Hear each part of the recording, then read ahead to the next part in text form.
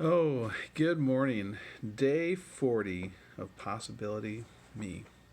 A 1 year journey exploring and remembering who I am because of whose I am. The possibility that I'm living into, a future that calls me into being and creates in me an understanding of who I am, why I'm here, what I'm to do, and when that's clear, I believe on our journey together, we'll have a better understanding of what to do. Not just who to be, but the actions we'll take because of who we're being.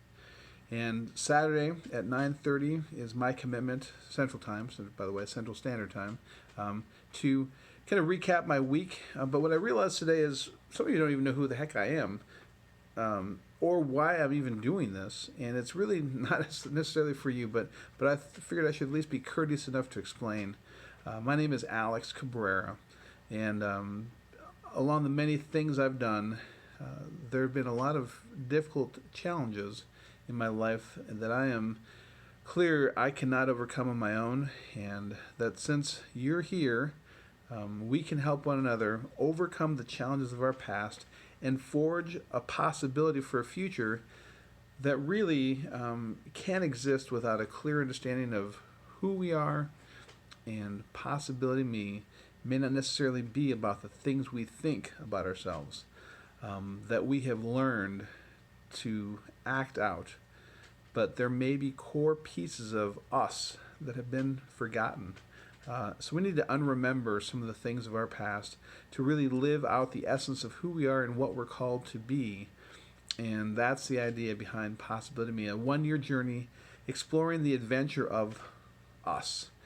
And I've asked you to come along because I challenged myself to get on this video daily. And one of the lessons from this week will be recapped shortly. But every week, Monday through Friday, by 9 a.m. Central Standard Time, I'll have a quick video up, hopefully 3 to 5 minutes. Maybe something inspiring for you. Definitely something I need to hear. In fact, most of the time I'm just talking to myself. So thanks for coming along for the ride.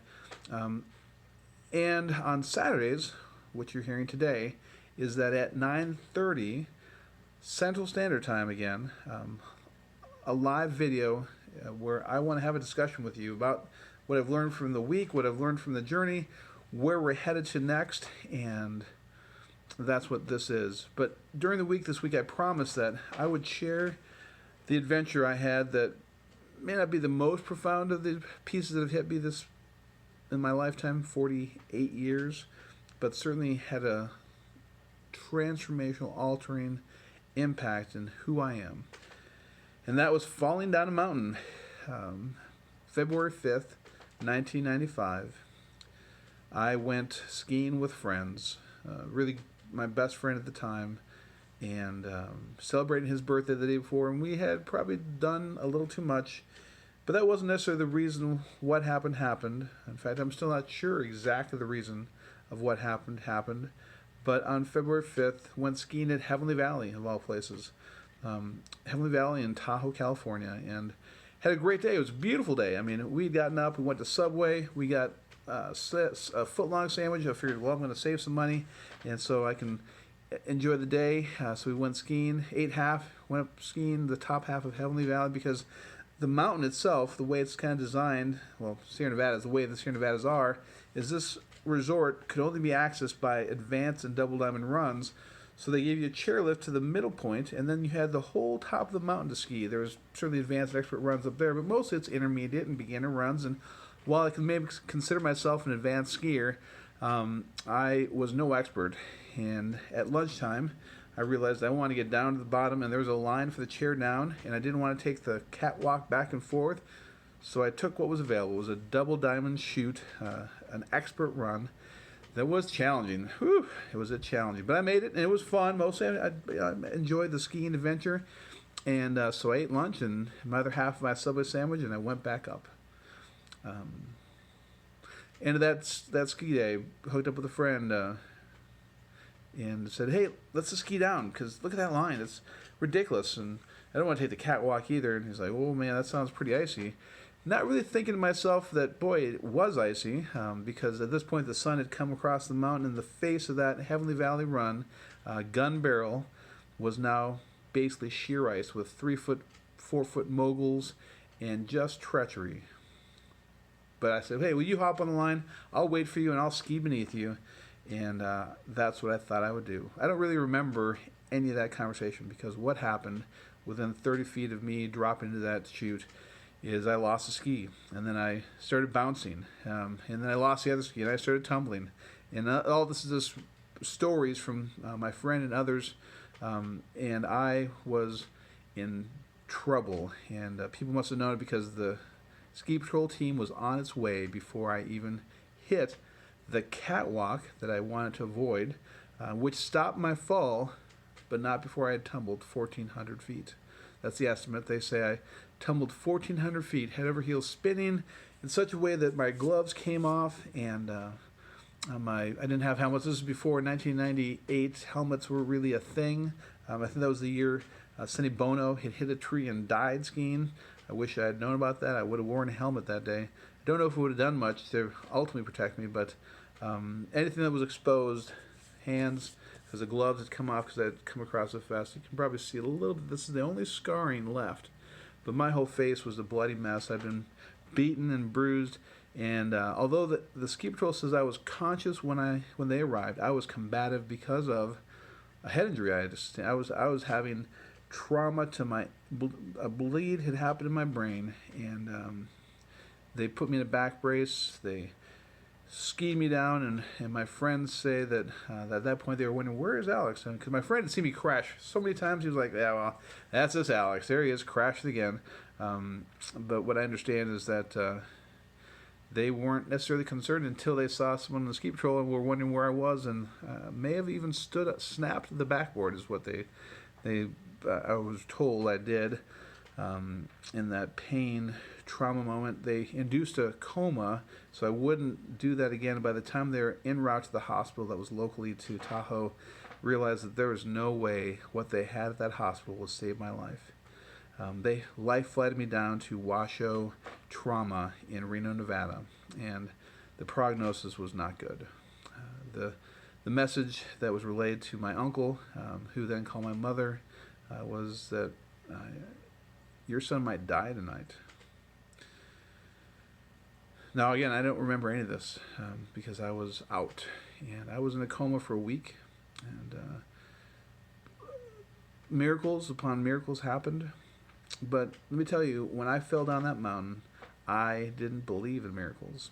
I was an atheist. Not the kind of atheist that tells people there is no God, because it's like telling kids there is no Santa Claus. I mean, what does it do? It doesn't change their opinion, and it certainly makes it kind of traumatic if they do believe you.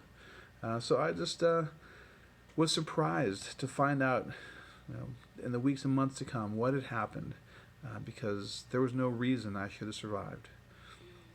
By the end of that month, I was clear I was no longer an atheist. I could not, with convinced understanding, believe there was no God.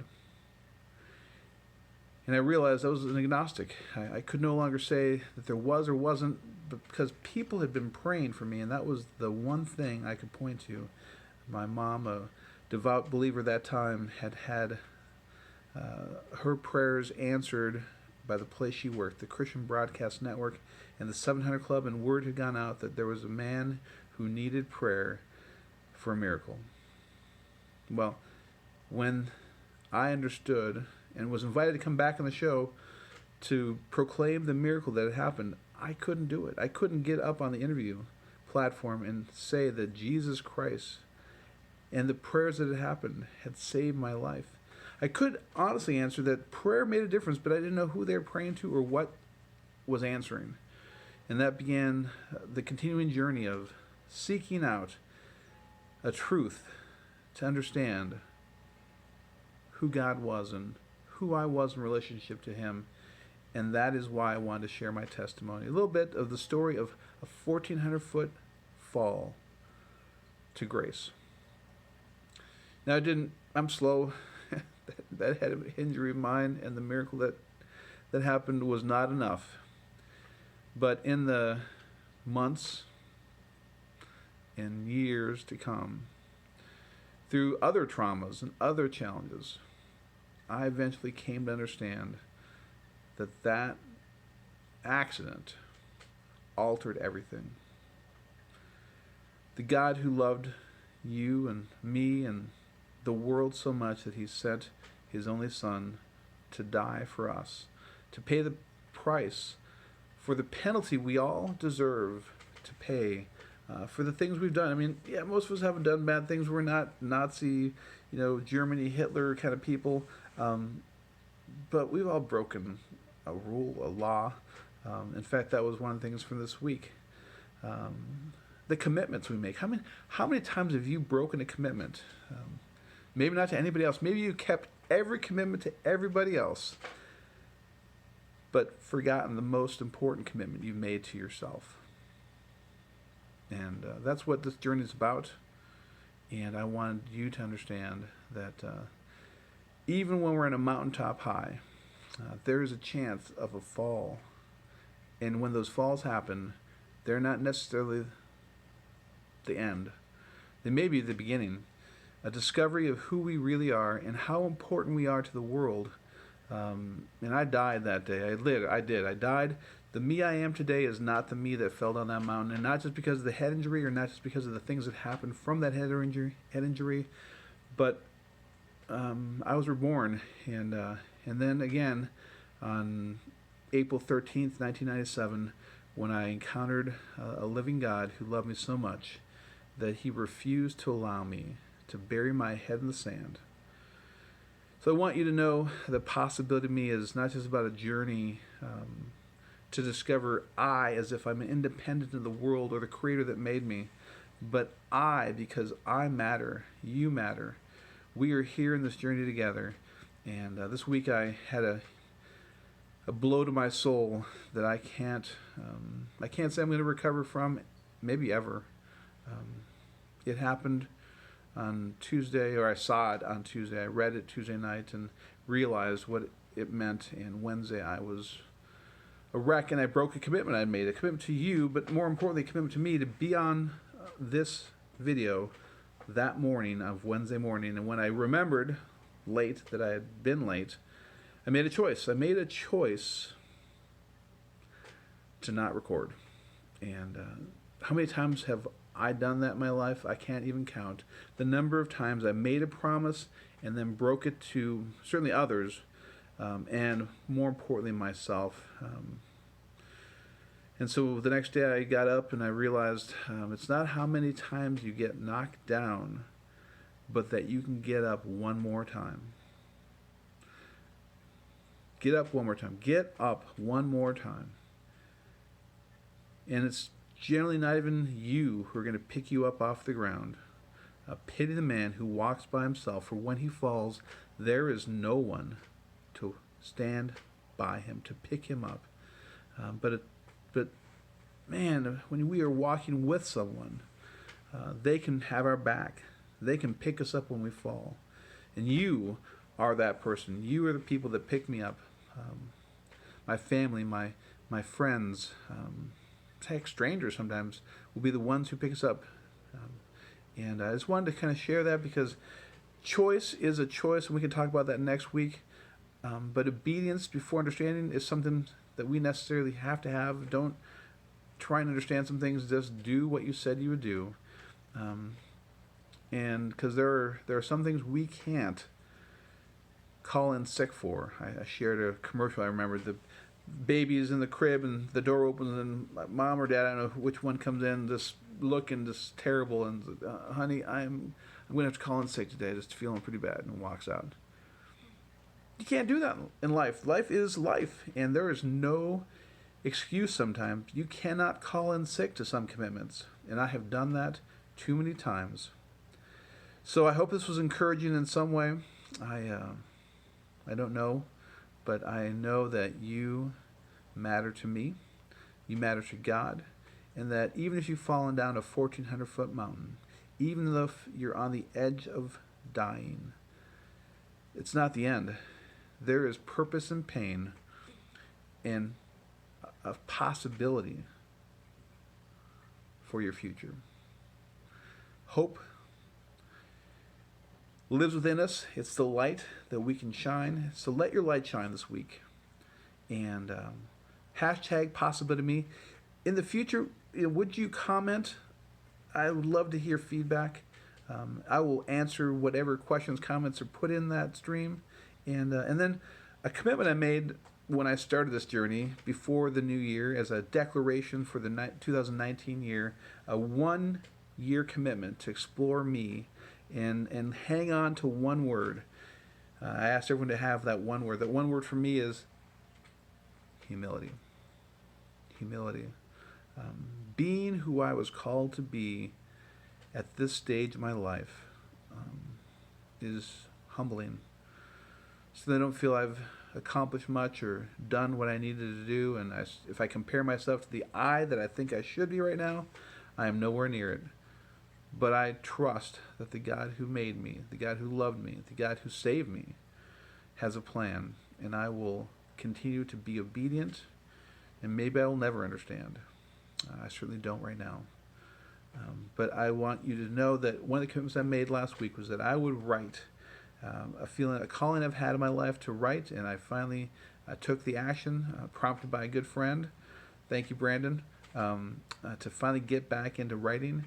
And I made my first post, and it's on the website that now is, well, it's been live for a while, but I haven't done much with it, and I will do more by March 1st.